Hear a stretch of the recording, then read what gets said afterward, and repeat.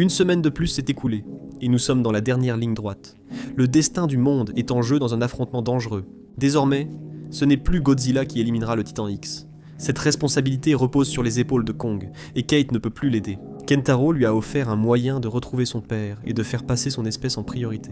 Il est temps pour elle d'oublier son lien avec le Titan et de réaliser qu'il ne se soucie pas du destin de l'humanité. Mais avant de voir tout cela, je vais prendre quelques secondes de ton temps pour remercier les membres du club élite. En Minutos t'invite à rejoindre la famille en cliquant sur le bouton ci-dessous. Le 9e épisode, l'avant-dernier, est déjà là et démarre directement dans l'action.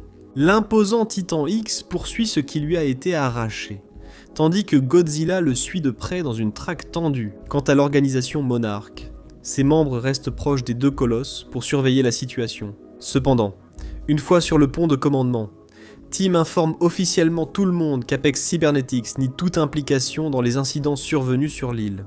En raison de cette opacité de l'entreprise, l'équipe n'a aucune idée de qui pourrait être derrière toute cette opération clandestine.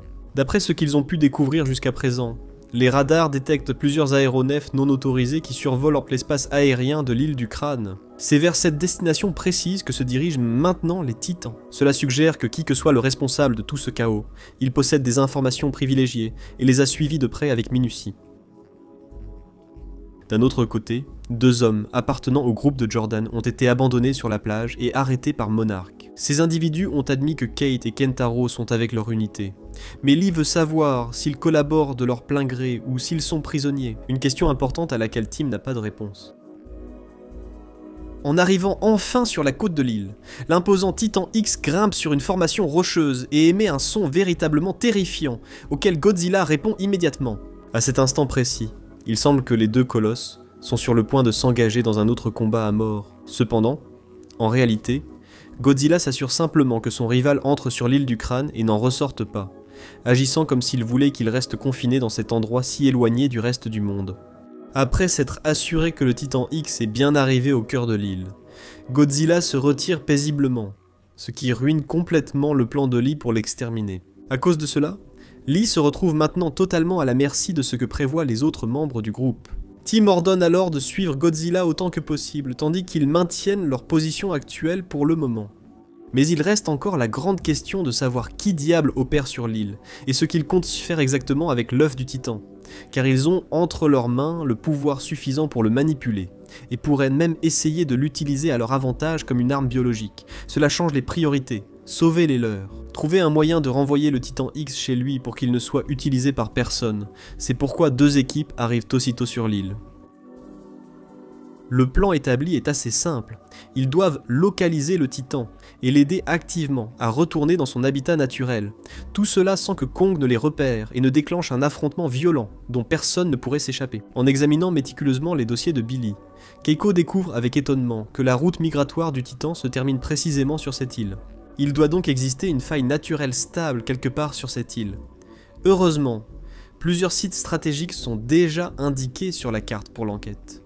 En consultant les documents personnels de Billy, elle ne peut s'empêcher de se remémorer avec nostalgie leurs anciennes aventures, en particulier ce moment où ils étaient en Papouasie-Nouvelle-Guinée, et ont décidé de se marier sur un coup de tête après avoir confirmé l'existence d'une faille. Leur bonheur était si débordant qu'ils ont couru sous la pluie torrentielle juste pour déranger un vieil homme chez lui, et lui demander avec ferveur de les marier sur le champ. Pendant ce temps, sur l'île du Crâne, Kentaro et Isabelle sont totalement prêts à mettre leur propre plan à exécution. Cependant, Kate ne cesse de répéter qu'on a lavé le cerveau à Isabelle et que tout ça ne va pas. Elle s'exprime clairement grâce à son lien empathique avec le Titan X, mais ils ignorent son avertissement. Isabelle lui demande alors fermement de se taire 2 minutes pour leur laisser expliquer leurs intentions. Ils n'envisagent pas de blesser le Titan X ni de l'utiliser comme une simple arme de guerre. Leur unique but est que cet être leur indique l'emplacement précis de la faille par laquelle il arrive à chaque cycle migratoire. Rien de plus. C'est une faille permanente pouvant servir de passage à double sens pour transférer des ressources précieuses. Mais surtout, Isabelle veut profiter du décalage temporel entre les dimensions. Imagine simplement que tu as une maladie incurable et que ta mort est assurée. Tu pourrais voyager 1 mois dans le monde Axis, puis revenir sur Terre une fois le remède trouvé. C'est leur façon la plus proche de voyager dans le futur. Kate supplie désespérément son frère de l'écouter, mais Kentaro est insensible à tout appel aux sentiments. Il pense qu'elle aurait dû réfléchir à ses actes avant de causer la mort de leur père en jouant à l'élu avec un monstre préhistorique. Il a déjà choisi son camp dans ce conflit. Dans le cas de Keiko, elle est curieuse de savoir comment Lee a réussi à placer le traceur sur le Titan X. Comme il serait trop compliqué de lui expliquer qu'il a parlé avec sa version du passé, Lee lui épargne toute l'histoire. Il lui dit simplement qu'il a eu beaucoup de doutes, de la chance. Quelques secondes plus tard, la tension éclate lorsqu'un de ces hommes est soudainement attrapé par une sorte de branche vivante, ce qui déclenche un combat féroce contre d'énormes monstres en forme d'arbres. Pendant le chaos, mais finit par être capturé par l'une de ces créatures, et Tim risque courageusement sa vie pour la sauver du danger. Les survivants se réfugient vite dans des grottes profondes, loin de la forêt, mais le groupe est désormais séparé. Keiko décide alors de suivre les notes de Billy pour chercher la faille. Pendant ce temps, le reste du groupe s'occupe de localiser l'œuf. C'est la manière la plus rapide et efficace d'exécuter son plan. De retour avec Kate, elle ne cesse de remettre en question tout le plan d'Isabelle. Mais cette dernière lui prouve qu'elle est bien plus préparée qu'elle n'en a l'air. Isabelle précise qu'elle n'est pas une gamine stupide qui a seulement joué à être la petite amie d'un titan. Elle a pensé à chaque étape de sa stratégie avec une grande attention et en fait, il dispose déjà d'un véhicule spécialisé pour voyager vers le monde Axis. Fatiguée d'avoir à écouter ses plaintes, et voyant qu'elle n'arrête pas d'essayer de convaincre Kentaro de passer de son côté, Isabelle leur propose une solution définitive. Ils peuvent utiliser l'hélicoptère. Le navire de Monarch est au large de l'île, et s'ils veulent, ils peuvent partir ensemble. Elle ne tentera pas de les arrêter. Mais s'ils décident pas de rester, Kate devra cesser d'entraver la mission définitivement. À ce moment précis, Kentaro regarde sa sœur et lui dit froidement qu'il n'est plus nécessaire qu'elle reste ici. Il ordonne immédiatement aux gardes de l'emmener à l'hélicoptère. À peine Kate est-elle écartée, l'équipe met en marche la phase suivante de son plan. En utilisant un autre hélicoptère de dimension encore plus grande, ils parviennent à attirer l'attention de l'imposant Kong en utilisant les rugissements enregistrés d'un rampe-crâne comme leurre efficace. Grâce à un système sonore sophistiqué, Kong entend ses ennemis naturels à la surface de l'île, et l'équipe finit par le guider directement vers l'endroit précis qu'il souhaite. Pendant que cette manœuvre de diversion a lieu, Isabelle en profite pour montrer à Kentaro le reste de la base secrète, et l'endroit précis où ils prévoient de construire leur propre Cap Canaveral, afin d'effectuer des expéditions régulières vers le monde Axis. C'est ici qu'elle lui révèle enfin quel est son véritable rôle dans tout ce projet ambitieux. Son souhait est que Kentaro soit le premier voyageur officiel de son équipe à s'aventurer dans le monde Axis, devenant ainsi le pionnier qui créera une nouvelle super autoroute interdimensionnelle au bénéfice de l'humanité. Quelques secondes après, le Titan X apparaît, visiblement furieux du vol de son œuf, qui semble pour l'instant en sécurité. Simultanément, nous voyons que Kate parvient à s'échapper de l'hélicoptère pour reprendre sa recherche et récupérer son frère. Dès que le Titan se trouve exactement à l'endroit prévu, l'équipe exécute l'ordre établi et le pulvérise avec un puissant gaz soporifique qui parvient à endormir efficacement le géant. Isabelle ne pourrait pas être plus heureuse du résultat de l'opération. Mais sur le visage de Kentaro, on peut clairement voir qu'il n'est pas entièrement d'accord avec tout ce qui se passe autour de lui. En fait, dès ce moment précis, il commence à se rendre compte qu'Isabelle a beaucoup à voir avec son père et possède un trait de cruauté intrinsèque qu'il n'avait pas perçu auparavant, ce qui le pousse à douter sérieusement de ses véritables intentions. Simultanément à ces événements, Keiko et Lee sont restés unis et se dirigent vers les endroits stratégiques indiqués sur la carte de Billy. Cet itinéraire les conduit, inévitablement, à croiser certains des hommes d'Isabelle. Ces derniers semblent disposer des mêmes informations confidentielles et sont également à la recherche de la faille. Lee parvient à la maison de Perrault, mais il entend très clairement Isabelle leur annoncer par radio que la phase 2 est sur le point de commencer. Les hommes paraissent excités d'apprendre qu'ils possèdent déjà le Titan, mais Keiko ne sait pas à quelle entreprise ils appartiennent. Leur équipement et leur attitude suggèrent qu'ils sont de simples mercenaires.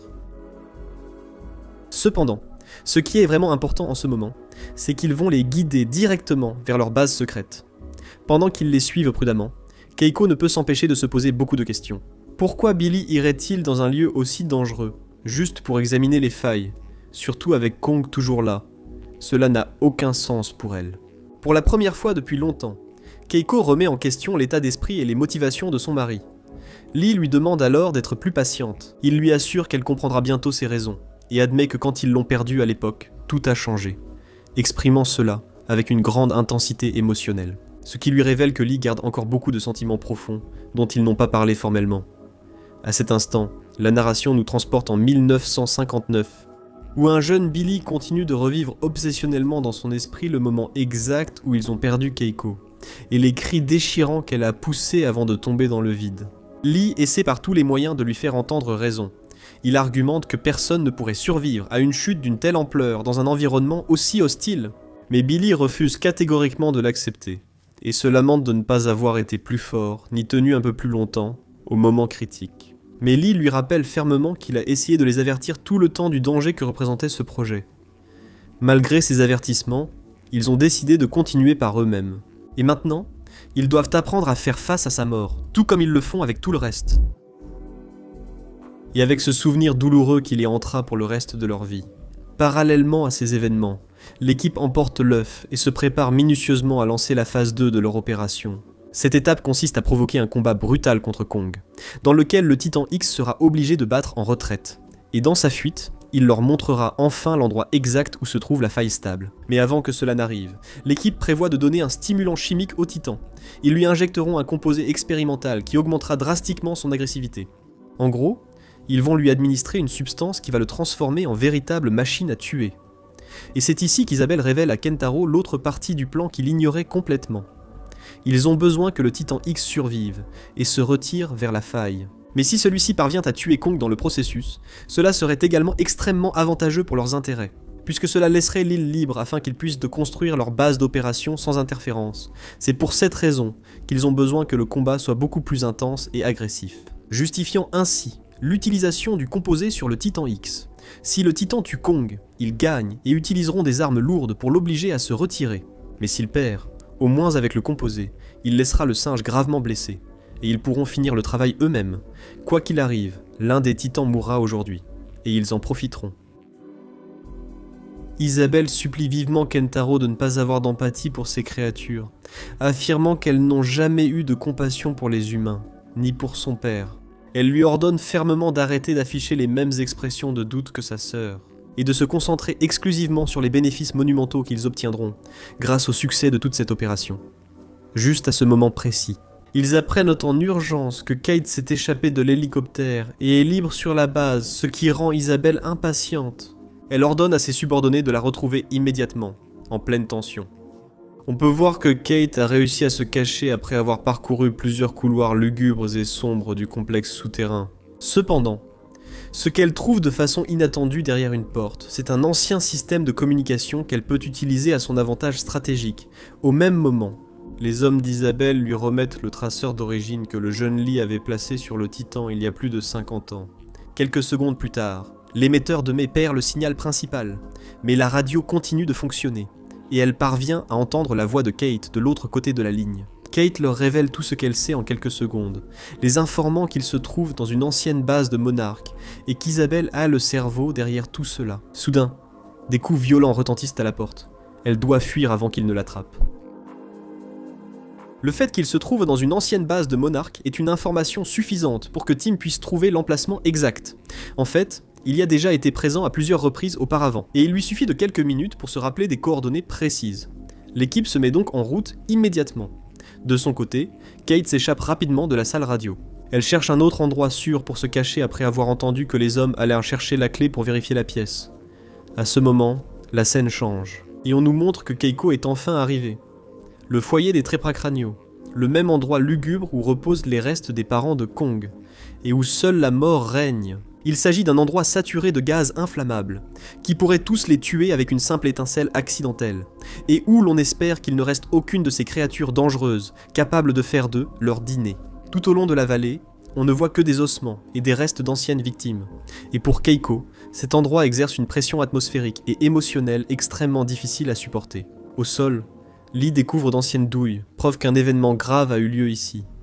Peu après, elle trouve le portefeuille et l'appareil photo de Billy. Trouver l'appareil photo de ton défunt mari dans un endroit pareil n'est pas de bon augure. Si tu as déjà vu le film Kong, tu sais ce qui s'est passé. Mais si ce n'est pas le cas, nous t'invitons à regarder le résumé sur notre chaîne. Keiko prend un moment pour affronter l'impact de cette découverte. Comme toujours, Lee l'attend patiemment pour qu'elle gère les épreuves de sa vie.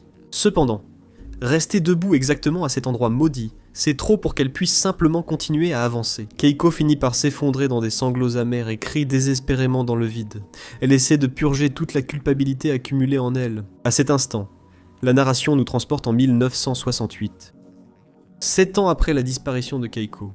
Et nous voyons que Billy était complètement obsédé par les failles. Cherchant désespérément le soutien de la communauté scientifique pour les étudier en profondeur, il voyait chaque jour moins de monde assister à ses conférences académiques. Certains allèrent jusqu'à se moquer cruellement de son œuvre, lançant des remarques sarcastiques sur sa recherche de Bigfoot. Un après-midi, un homme mystérieux est apparu à la conférence, attirant toute l'attention. Billy, l'apercevant, a aussitôt quitté la salle pour le suivre. C'est Suck, qui en a assez que Billy perde ses appareils chers et le supplie d'arrêter. Les données scientifiques ne soutiennent pas ces théories. Il perd clairement la raison. Suck supplie son ami de retourner auprès de son fils et de vivre. Billy lui prend la sonde de sa valise et dit qu'il ne peut pas retourner vers Hiroshi sans lui ramener une mère. Son ami le supplie de ne pas perdre la famille qui lui reste en poursuivant obsessionnellement celle qu'il a déjà perdue, l'avertissant qu'il le regrettera sinon toute sa vie. Cependant, ces avertissements n'ont aucun effet sur Billy actuellement. Son obsession dépasse la logique et il refuse d'abandonner, peu importe la situation. Compléter sa carte des failles, après que Keiko ait enfin eu le temps nécessaire pour pleurer sur ce qui était symboliquement la tombe de son mari. Elle retrouve la force intérieure pour poursuivre la mission. Il leur reste encore plusieurs points critiques à examiner sur la carte. Et le temps presse. Il la supplie de ne pas être si dure envers elle-même. Il fait valoir qu'elle ne peut pas savoir avec certitude à quoi pensait Billy lorsqu'il a décidé de venir ici. Elle doit laisser à son esprit le temps d'assembler le puzzle. Quand ils atteignent enfin le dernier lieu. Il ne semble y avoir aucune faille visible dans la zone. Ce n'est qu'une vallée qui paraît complètement abandonnée. Pourtant, quelques secondes plus tard, Lee aperçoit un objet brillant au sol. C'est une des sondes envoyées par Billy au fil des années, avec la signature de Zook gravée dessus. Mais si ce qu'ils ont vu avant est vrai, Billy est mort avant d'arriver à cet endroit. Et cela n'explique absolument pas comment l'artefact a pu arriver jusque-là. Le plus étrange, c'est qu'au fur et à mesure qu'ils avancent, ils trouvent une autre sonde un peu plus loin, puis encore une autre, formant une piste inexplicable. Cela n'a qu'une explication logique. Billy a lancé les sondes dans les failles connues, et elles ont toutes terminé là pour une raison physique précise. En les examinant de plus près, ils peuvent voir qu'elles ont été envoyées au cours de différentes années, et depuis différents endroits du monde, pendant plus de 20 ans. Billy a lancé ces dispositifs à travers les failles partout dans le monde. Et pour une raison qu'ils ignorent encore, ils ont tous fini dans cette vallée précise sur l'île du Crâne. Cela semble leur indiquer qu'ils se trouvent enfin à l'entrée principale du monde Axis. Quelques secondes plus tard, Keiko découvre que les sondes ont un compartiment spécial. Et à l'intérieur se trouve une lettre qui lui est adressée. Elle contient les vœux qu'il n'a pas pu prononcer lors de leur mariage. Ce jour-là, elle lui a dit des choses qui lui ont montré à quel point elle l'aimait. Mais lui est resté silencieux parce qu'il ne savait pas comment exprimer ses sentiments avec des mots. Cependant, au fil des années, et de la profonde douleur que lui a causée son absence, ces mots sont sortis peu à peu de son esprit obsédé par les titans. Dans cette lettre qui se répète encore et encore dans chacune des ondes envoyées, Billy exprime à Keiko ce qu'il aurait aimé lui dire lors de leur mariage il y a tant d'années. L'immense amour qu'il lui porte et l'absurdité de la perte définitive de Keiko. Dans sa lettre, Billy promet à Keiko de la suivre jusqu'au bout du monde et au-delà, en lui assurant qu'il ne renoncera en aucune circonstance jusqu'à ce qu'ils puissent être réunis à nouveau. C'est la véritable raison fondamentale pour laquelle il est venu sur l'île du Crâne. Son obsession ne se concentrait plus sur les titans. Apercevoir Kong n'était plus son objectif principal. La retrouver, c'était ça, sa véritable raison d'être ici. Une fois de plus, Billy démontre largement que son amour pour Keiko va bien au-delà de l'immensité des titans eux-mêmes. C'est vraiment dommage qu'il ait échoué dans sa mission personnelle de la retrouver. Mais maintenant, Keiko se trouve devant la faille principale qui ne se referme jamais. Et c'est la preuve irréfutable que le travail de toute sa vie n'a absolument pas été un échec. Simultanément à tout cela, le Titan X se réveille enfin de son profond sommeil causé par le gaz soporifique. Son corps est déjà équipé des implants du composé chimique qui lui donneront la force brute nécessaire pour tenter de tuer Kong. Et l'équipe d'Isabelle se prépare méticuleusement à lui donner l'impulsion finale dès que le combat commencera. Isabelle donne l'ordre définitif et le système s'active immédiatement. D'abord en injectant le composé directement dans son sang. puis en lui donnant une petite décharge électrique pour le mettre en marche. Ces rugissements assourdissants alertent Kong, qui jusqu'à ce moment suivait l'hélicoptère leur, et a maintenant changé de direction pour affronter la nouvelle menace. En entendant les rugissements terrifiants, Lee comprend immédiatement qu'ils n'ont plus de temps. Ils doivent faire entrer le Titan X dans la faille avec son œuf le plus vite possible. Même s'ils n'ont pas encore une idée claire de ce qui se passe réellement à la surface, Isabelle a réussi à exécuter avec succès la phase 2 de son ambitieux plan. Mais alors que tous les présents observent attentivement les écrans de surveillance, Kentaro trouve enfin un moyen de s'éclipser du groupe sans être détecté. Dans le cas de Kei, elle a réussi à atteindre l'endroit où se trouve l'œuf, et son lien empathique profond avec le Titan la pousse à le toucher, ressentant une connexion qui va bien au-delà du physique. À cet instant précis, Kentaro apparaît, et elle le supplie une fois de plus de l'aider désespérément. Kate soutient que si on rend l'œuf, le Titan repartira simplement d'où il était venu. C'est pour cette raison que Godzilla l'a laissé tranquille en arrivant sur l'île, car il sait parfaitement que cet endroit est le point de retour vers son monde d'origine. Après tout ce temps à porter ce poids de culpabilité, Kate admet enfin que c'est elle qui a causé tout ce chaos. Elle avoue qu'elle a ouvert la boîte de Pandore et que depuis, elle joue la victime devant les autres. Pour la première fois de sa vie, elle demande pardon à son frère avec une sincérité totale. Elle le supplie de l'aider pour cette mission, mais Kentaro refuse de l'écouter.